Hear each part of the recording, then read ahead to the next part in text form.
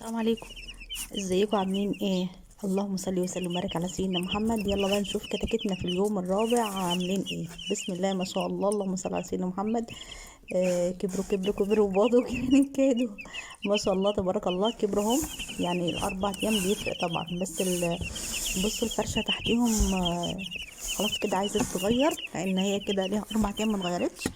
هنغيرها مع بعض وهقول لكم على خلطه يعني هتوفر معاكم في العلف. خلطة حلوة خالص بعملها انا للكتاكيت بصراحة. بتفرق معاكم في الاوزان لو بدأتوها من اول دورة الكتاكيت. عايزين نعود الكتاكيت على يعني الخلطات والحاجات دي تعودوا عليها من اول يوم، مش من اول يوم، يعني قول من رابع يوم كده. اول خلطة هنعملها النهاردة رابع يوم. اول حاجة هنحاول بس ايه ننضف كده تحت الكتاكيت او المكان هو صغر عليهم لان هم خلاص كبروا. اربع ايام طبعا الكتاكيت بيفرق فيها الحجم. هنحاول نحطهم ايه في مكان اوسع شويه، ونحاول برضو نعلي اللمبه، ونحاول برضو نخلي مكان كده للتهويه عشان ما يحصلهمش احتباس حراري. دي اول حاجه. تمام. هنشوف بقى الخلطات، وهنشوف بقى نحط لهم ادويه ايه، وهنشوف بقى يعني الخلطه اللي انا بعملها بتوفر في العلف شويه. يعني كل يوم بعمل لهم الخلطه دي، خلي بالكم، وهتوفر معانا في العلف كتير.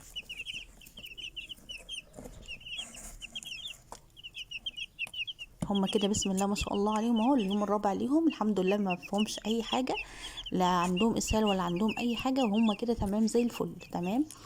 واللمبه انا كنت بقفل عليهم الكرتونه. انتوا لو عندكم كرتون اكبر يعني خلاص يبقى ننضف تحتيهم ونسيبهم في الكرتونه الاكبر.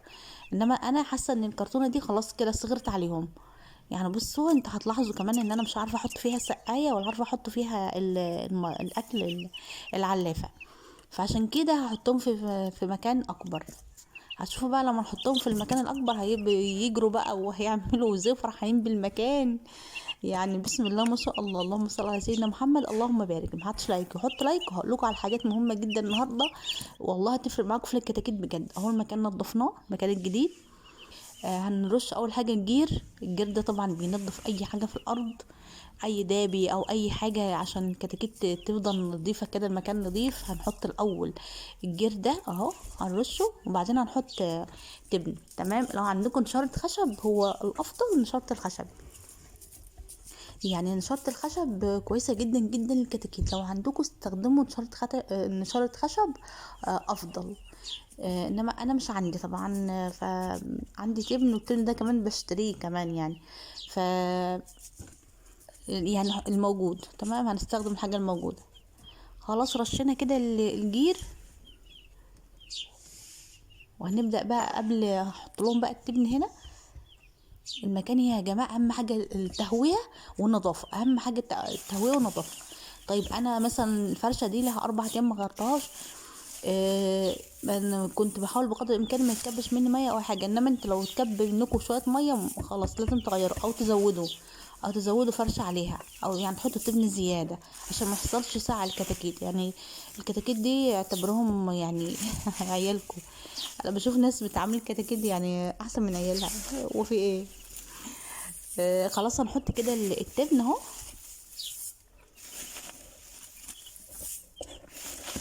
هنرش التبن كويس، يعني يكون ايه، عايزين يبقى طبقة كده سميكة للكتاكيت عشان تتدفى، عشان برضو هم لسه اهم شايفين. بسم الله ما شاء الله. هتشوفوا بقى لما نحطهم في المكان الجديد ده الواسع هيجروا بقى ويتنططوا ويبقوا فرحانين بيه خالص.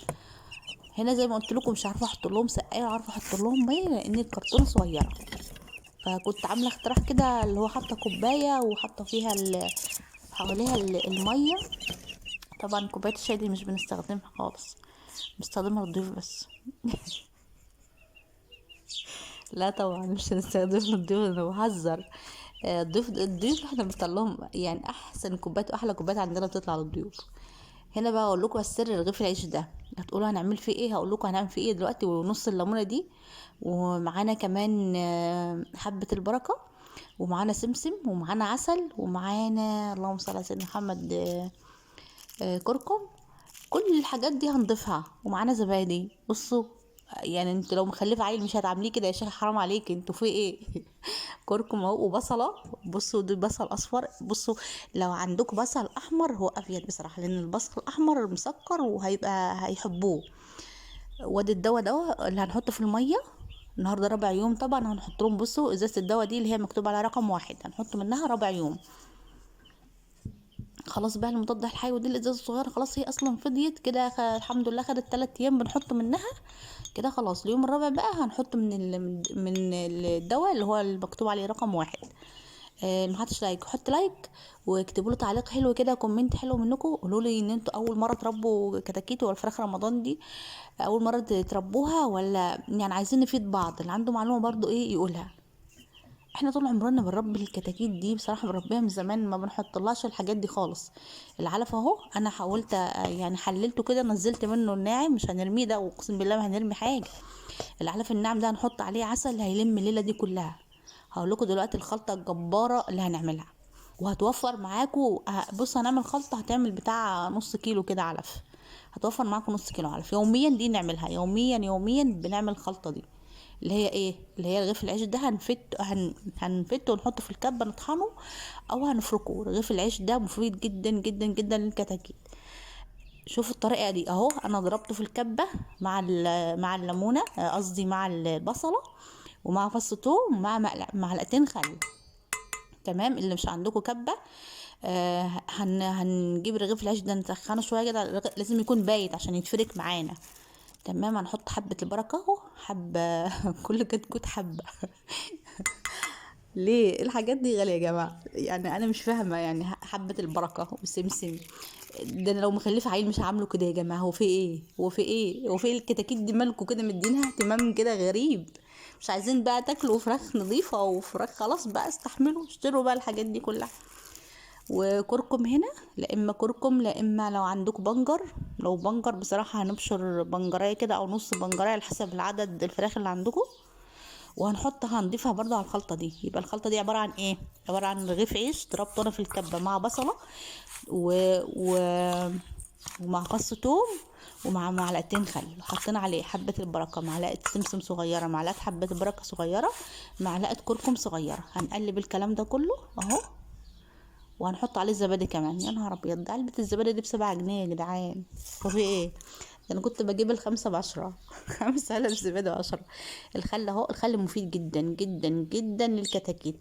بصوا لو انتوا هتلغوا الكلام ده كله مش هتحطوا منه حاجه، لو مش عندكم هتحطوا اهم حاجه، حاجه واحده اللي هي البصله وفص الثوم مع معلقتين الخل.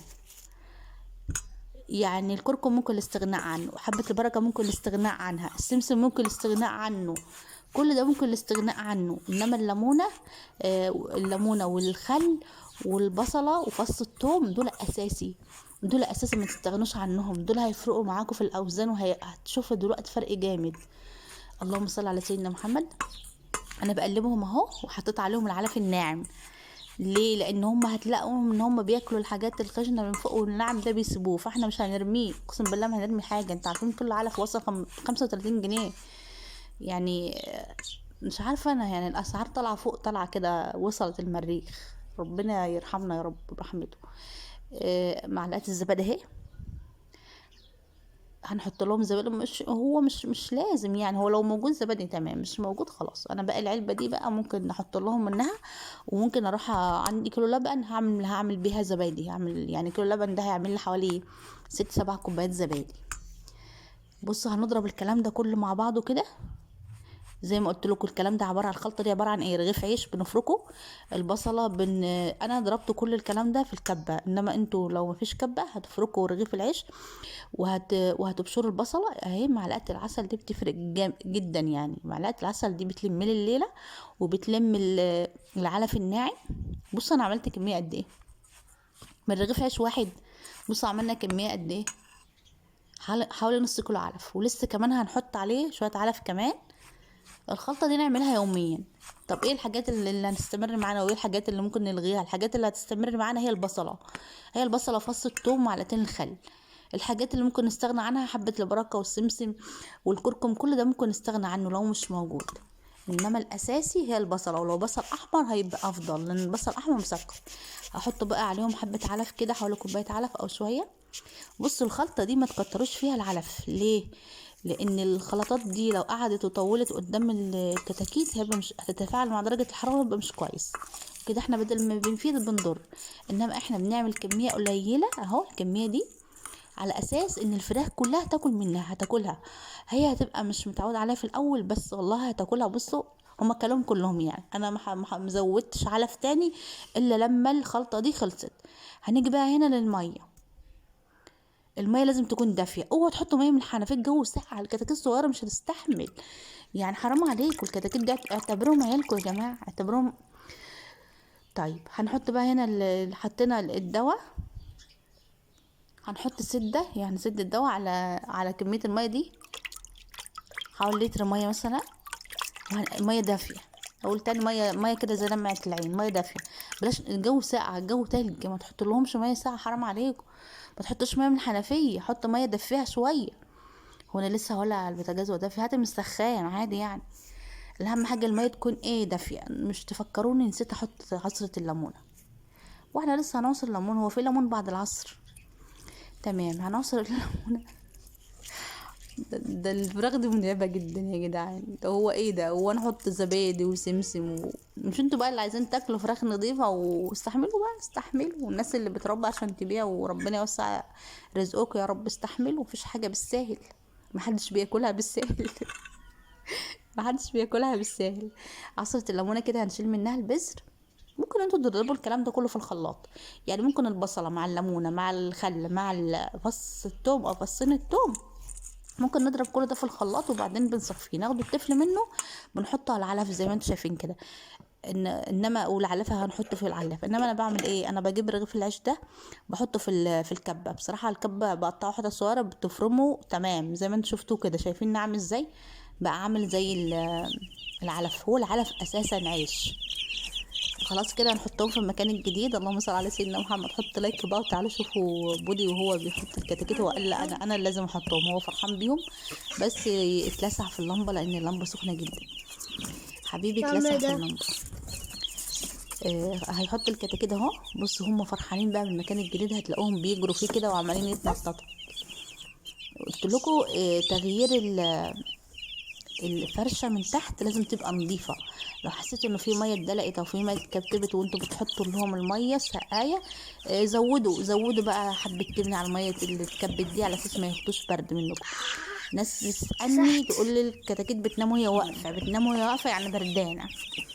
وخدي بالك من الكتاكيت دي، ما تسيبهمش وتنامي بالليل. برضو لازم تطلعوا وتبص عليهم. والتحضير مهم جدا، لازم تحضرين في اول 4 ايام دول، مهم جدا جدا ان انت تدفيهم زي ما انت شايفه كده كرتونه وبنغطيهم فيها. ولازم يبقوا دافيين ليه؟ عشان الدوره تكمل معاكي باذن الله وتبقى صح وزي الفل. لسه هقول لكم على خلطات تانية. لسه ما حطيناش الحلبة، لسه ما حطيناش اسمه ايه ده، اللهم صل على سيدنا محمد، البنجر.